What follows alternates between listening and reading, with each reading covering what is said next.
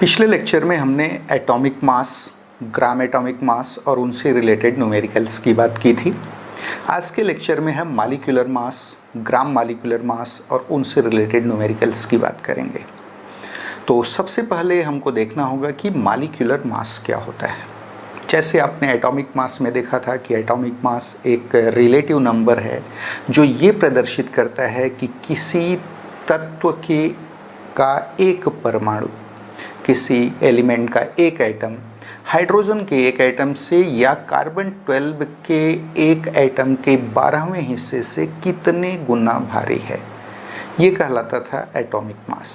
Same वैसे ही molecular mass क्या होता है, this is also a relative number. ये भी एक रिलेटिव नंबर है जो ये प्रदर्शित करता है कि किसी सब्सटेंस का, याद रहे मॉलिक्यूल एलिमेंट का भी हो सकता है और कंपाउंड का भी हो सकता है, इसलिए हम वर्ड क्या यूज़ कर रहे हैं, सब्सटेंस। किसी सब्सटेंस का एक मॉलिक्यूल हाइड्रोजन के एक एटम, याद रहे कंपेयरिंग यूनिट सेम है यहाँ पर, हाइड्रोजन के एक एटम या कार्बन 12 के एक एटम के 12वें हिस्से से कितने गुना भारी है, वह कहलाता है उस सब्सटेंस का molecular mass. Then how you can define molecular mass? That is the number which represents how many times one molecule of a substance is heavier than one atom of hydrogen or 1/12 part of one atom of carbon 12 isotope। देखते हैं क्या लिखा है slide में।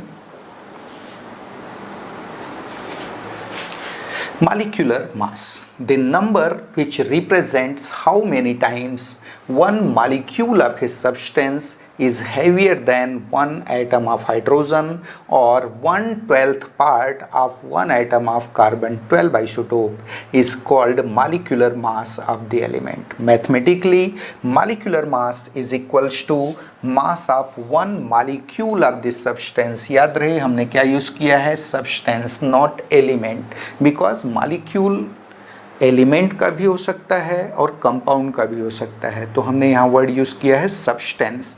तो क्या देखा आपने, molecular mass is equals to mass of one molecule of this substance divided by mass of one atom of hydrogen. याद रहे कंपेयरिंग यूनिट सेम है, mass of one atom of hydrogen not one molecule of hydrogen. आपको क्या लेना है, mass of one atom of hydrogen, that's equals to mass of one molecule of substance divided by 1/12 into mass of one atom of carbon 12 isotope। जैसे आप बोलते हैं कि oxygen का मॉलिक्यूलर मास 32 है, what is meaning of this? इसका simple सा मतलब है कि ऑक्सीजन का एक मॉलिक्यूल यानी एक O2 मॉलिक्यूल हाइड्रोजन के एक एटम से या कार्बन 12 के एक एटम के 12वें हिस्से से 32 टाइम्स हैवियर है, 32 गुना भारी है। यही मतलब होता है मॉलिक्यूलर मास का। देखते हैं example. For example, molecular mass of oxygen is 32. It implies that one molecule of oxygen is 32 times heavier than one atom of hydrogen or 1/12 part of one atom of carbon 12 isotope.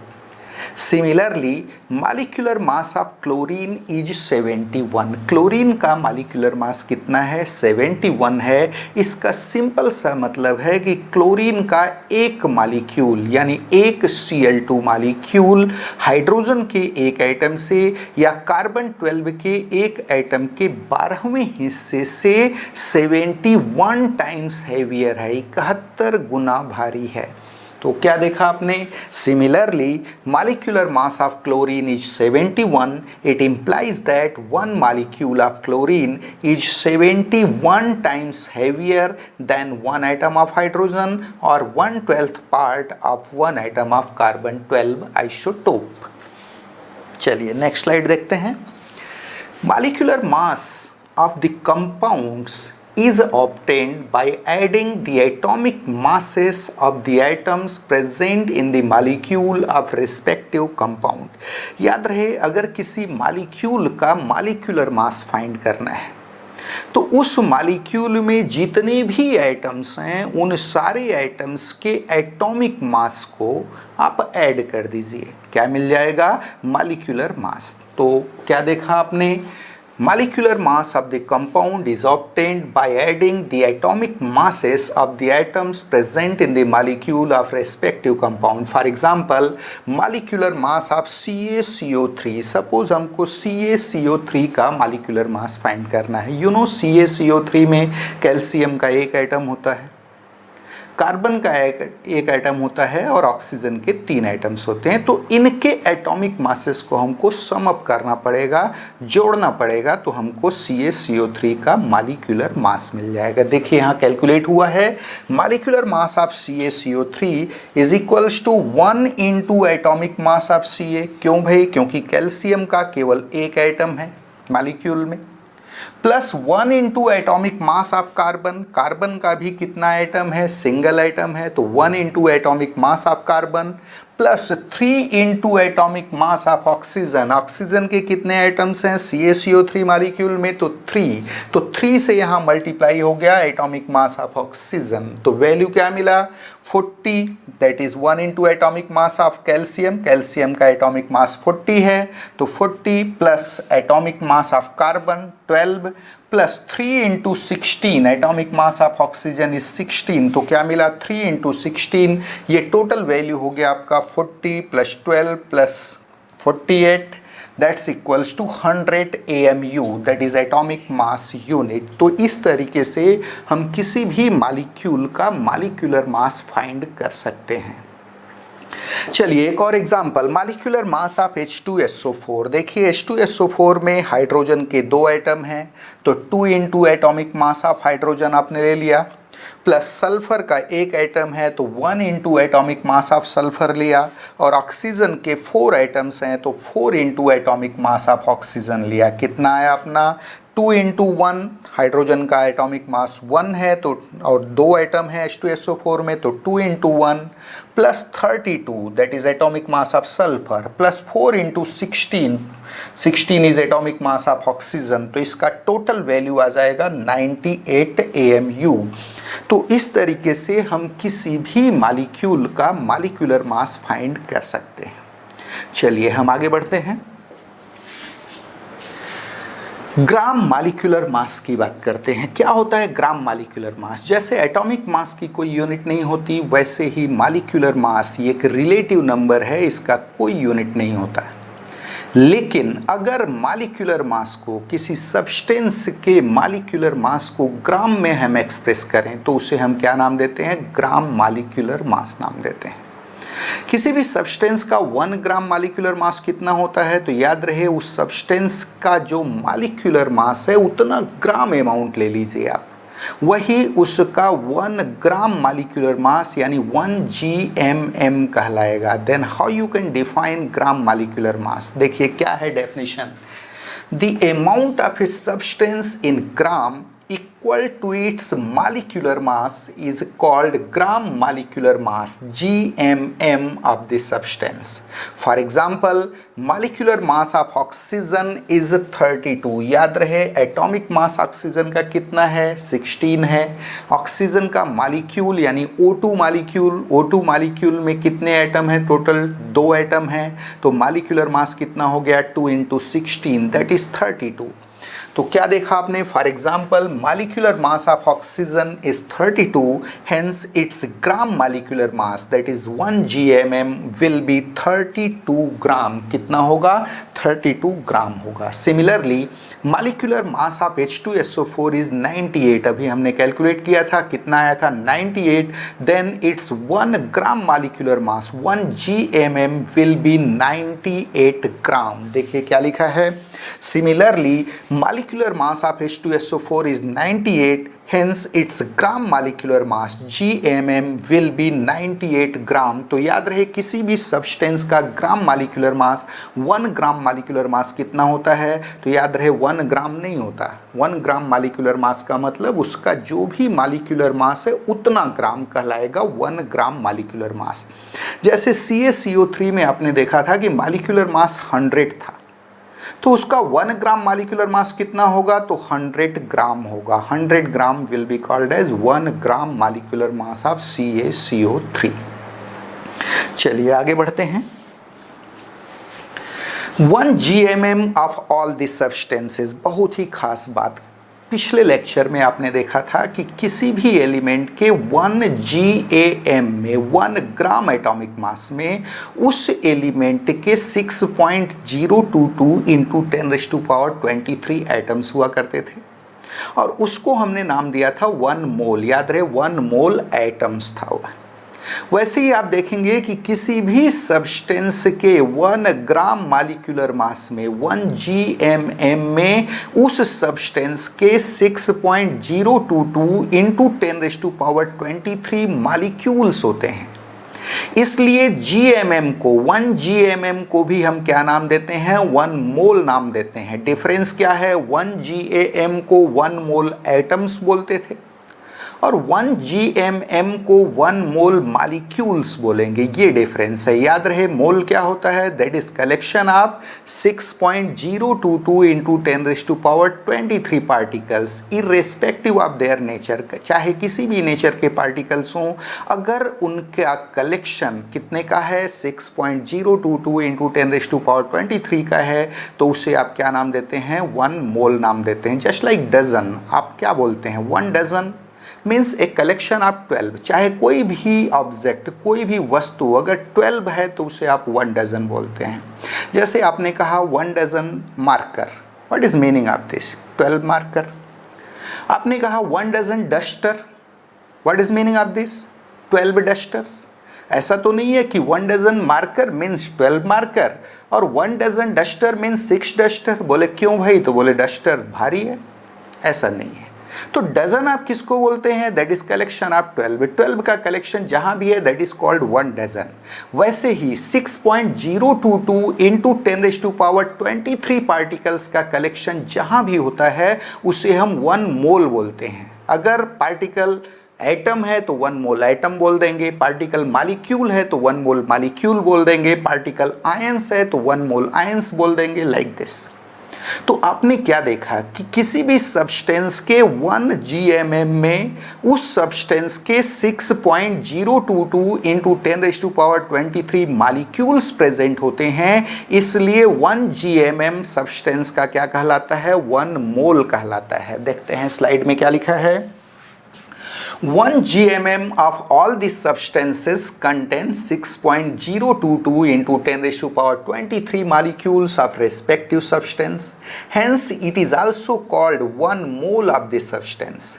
The number of GMM moles in given amount of a substance is obtained using following formula. देखिए number of GMM, number of gram molecular मास, जिसको आप मोल भी बोलते हैं, कैसे find होगा, तो ये फार्मूला है इसका, n equals to mass of substance in which unit gram. आपको सब्सटेंस का मास ग्राम में लेना है और उसको डिवाइड कर देना है gram molecular mass of this substance से। आपको क्या मिल जाएगा, number of gram molecular mass. याद होगा number of gram atomic mass कैसे मिलता था, तो वहाँ पर मास ऑफ एलिमेंट होता था इन ग्राम और डिवाइड करते थे ग्राम एटॉमिक मास से।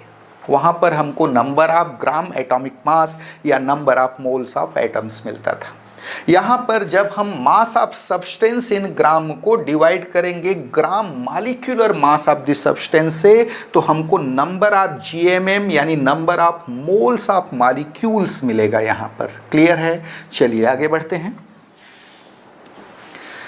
If the number of GMM or moles of molecules in given amount of a substance is known, then total number of molecules is obtained using following formula. याद रहे formula same है, जैसे आप total number of items के लिए क्या formula था, number of moles into Avogadro's number. Same formula है यहाँ पर, number of molecules, total number of molecules equal होता है n into N0 where n is number of moles of molecules. तो क्या देखा आपने, total number of molecules capital N से डिनोट किए हैं, is equals to small n that is number of moles into N0 Avogadro's number जिसका value कितना होता है तो 6.022 इंटू 10⁻23 होता है। तो क्या देखा आपने, n इक्वल्स टू इक्वल हो गया small n that is number of moles into 6.022 into 10⁻23 molecules where N0 is Avogadro's number. यहाँ पर अगर हमको टोटल नंबर ऑफ मॉलिक्यूल्स पता लग गया तो टोटल नंबर ऑफ एटम्स कैसे फाइंड करेंगे, तो याद रहे टोटल नंबर ऑफ मॉलिक्यूल्स को मल्टीप्लाई कर देंगे एटॉमिसिटी ऑफ द मॉलिक्यूल से। प्रश्न खड़ा हुआ है एटॉमिसिटी क्या होती है, तो याद रहे किसी भी मॉलिक्यूल में कुल जितने एटम्स होते हैं वह उस मॉलिक्यूल का एटॉमिसिटी कहलाता है। हिंदी में परमाणुकता बोलते हैं, क्या कहलाता है, परमाणुकता कहलाता है, एटॉमिसिटी कहलाता है। जैसे अगर हम ऑक्सीजन मॉलिक्यूल की बात करें O2 में कुल कितने आइटम्स हैं, only 2, what will be its atomicity 2। अगर हम बोलते हैं O3 ozone molecule, what will be its atomicity 3 because each ozone molecule contains 3 oxygen items. हम बोलते हैं CaCO3, how many items are there, Ca का एक आइटम, C का एक आइटम और ऑक्सीजन के 3 आइटम्स, तो एटॉमिसिटी विल बी 5। तो अगर हमको नंबर ऑफ मॉलिक्यूल्स पता लग गया तो टोटल नंबर ऑफ एटम्स कैसे पता लगेगा, तो number of molecules multiplied by atomicity of the molecule. What is atomicity, that is number of atoms in each molecule. तो देखिए क्या है formula, total number of atoms ये इक्वल होता है total number of molecules into atomicity, where atomicity is equals to number of atoms per molecule. एक molecule में कुल जितने एटम्स होंगे वही उस मॉलिक्यूल का क्या कहलाएगा, एटॉमिसिटी कहलाएगा, परमाणुकता कहलाएगा। चलिए आगे बढ़ते हैं, कुछ न्यूमेरिकल्स की बात करते हैं। इजी सेटअप की ओर बढ़ेंगे, यहाँ भी धीरे धीरे कॉम्प्लिकेशंस क्रिएट करेंगे। पहला न्यूमेरिकल है find the total number of moles of HCl molecules in 3.65 gram of HCl। HCl के 3.65 ग्राम में हमको total number of moles of HCl molecules find करना है। क्या है फार्मूला, तो आपको मालूम है number of GMM that is moles, N equal होता है mass of substance in gram divided by gram molecular mass that is GMM of substance, that's equals to 3.65। This is given, HCl का मास है 3.65 gram upon 36.5 ग्राम। कहाँ से आया ये 36.5, तो याद रहे HCl का मॉलिक्यूलर मास है 36.5। कैसे भाई, HCl में एक हाइड्रोजन आइटम है जिसका एटॉमिक मास हम 1 लेते हैं, एक क्लोरीन आइटम है जिसका एटॉमिक मास 35.5 लेते हैं, तो HCl का मॉलिक्यूलर मास कितना हो गया 1 + 35.5 यानी 36.5। तो इसका ग्राम मॉलिक्यूलर मास कितना होगा 36.5 ग्राम। तो ये 36.5 कैसे आया आपको पता चला, तो नंबर ऑफ मोल्स N का वैल्यू कितना हो गया 3.65 gram upon 36.5 gram, that's equals to 0.1 moles. अब इस 0.1 मोल्स को याद रहे यहाँ पर find the total number of moles of HCl molecules in 3.65 gram of HCl, इतना ही पूछा है। लेकिन हमने स्लाइड में थोड़ा सा आगे बढ़ा दिया है, नंबर ऑफ मोल्स के साथ साथ नंबर ऑफ मॉलिक्यूल्स को भी हमने कैलकुलेट कर दिया है। कैसे भाई, तो नंबर ऑफ मॉलिक्यूल्स कितना होगा यहाँ पर N equals to N into N0 that's equals to 0.1 which is number of moles of HCl in 2.65 gram of HCl into Avogadro's number that is 6.022 into 10⁻23। तो क्या हो गया इसका वैल्यू 6.022 इंटू 10⁻22 मॉलिक्यूल्स हो गया। तो इसी प्रॉब्लम में हमने नंबर ऑफ मोल्स के साथ साथ HCl के नंबर ऑफ मॉलिक्यूल्स को भी कैलकुलेट कर दिया है। चलिए हम आगे बढ़ते हैं, next question, find the total number of H2SO4 molecules in 49 gram of H2SO4। H2SO4 के 49 ग्राम में हमको total number of molecules of H2SO4 find करना है। व्हाट विल बी एल्गोरिथम, किन स्टेप में सॉल्व करेंगे? तो सबसे पहले हम number of moles of molecules of H2SO4 find करेंगे, then total number of molecules find करेंगे। क्लियर है? ये दो स्टेप होंगे यहाँ, जैसा कि पिछले में भी आपने देखा था, हमने दूसरा स्टेप पहले ही सॉल्व कर दिया था। अब क्या देख रहे हैं यहाँ पर, number of GMM moles, N equal होगा mass of substance in gram, given है कितना ग्राम है, 49 gram, divided by GMM of substance, GMM H2SO4 का, you have to find it. कैसे फाइंड करेंगे? H2SO4 में 2 एटम हाइड्रोजन का है तो 2 into 1 हो गया, प्लस एक आइटम सल्फर का है, सल्फर का एटॉमिक मास है 32 तो 2 into 1 plus 32, plus 4 items oxygen के हैं तो 4 into 16 दैट इज 64, तो टोटल वैल्यू आ जाएगा 98। तो इसको हमने कैलकुलेट किया, ग्राम मॉलिक्यूलर मास H2SO4 का कितना आया, 98। तो नंबर ऑफ मोल्स कितना हो गया, 49 ग्राम, गिवन अमाउंट H2SO4 का, divided by 98 gram, 98 is gram molecular mass of H2SO4। तो वैल्यू कितना आ गया, 0.5 मोल्स। तो इस तरीके से नंबर ऑफ मोल्स आ गया। नंबर ऑफ मोल्स पता लग गया तो नंबर ऑफ मॉलिक्यूल्स पता चल जाएगा। कैसे भाई, n into N0 that is number of moles into Avogadro's number कर देंगे। तो क्या मिला इसका वैल्यू, 0.5 इंटू 6.022 इंटू 10⁻23, तो वैल्यू आ गया 3.011 इंटू 10⁻23 मॉलिक्यूल्स। तो इस तरीके से नंबर ऑफ मोल्स पता करने के बाद आप नंबर ऑफ मॉलिक्यूल्स फाइंड कर लेते हैं। नेक्स्ट न्यूमेरिकल देखते हैं। Find the total number of atoms in 1.8 gram of glucose. Formula है ग्लूकोज का C6H12O6। इस बार कॉम्प्लिकेशन थोड़ा और बढ़ा दिया गया है, हमको एक स्टेप आगे बढ़ना पड़ेगा। तो सबसे पहले हम यहाँ क्या निकालेंगे, नंबर ऑफ मोल्स निकालेंगे, that is mass upon gram molecular मास कर देंगे। देन नंबर ऑफ मॉलिक्यूल्स निकालेंगे। कैसे पता चलेगा, capital N equals to small n that is number of moles into N0 Avogadro's number. और then total number of atoms कैसे find होगा, total number of molecules into atomicity of molecule. Atomicity मतलब एक molecule में कुल कितने atoms हैं उससे हम मल्टीप्लाई कर देंगे।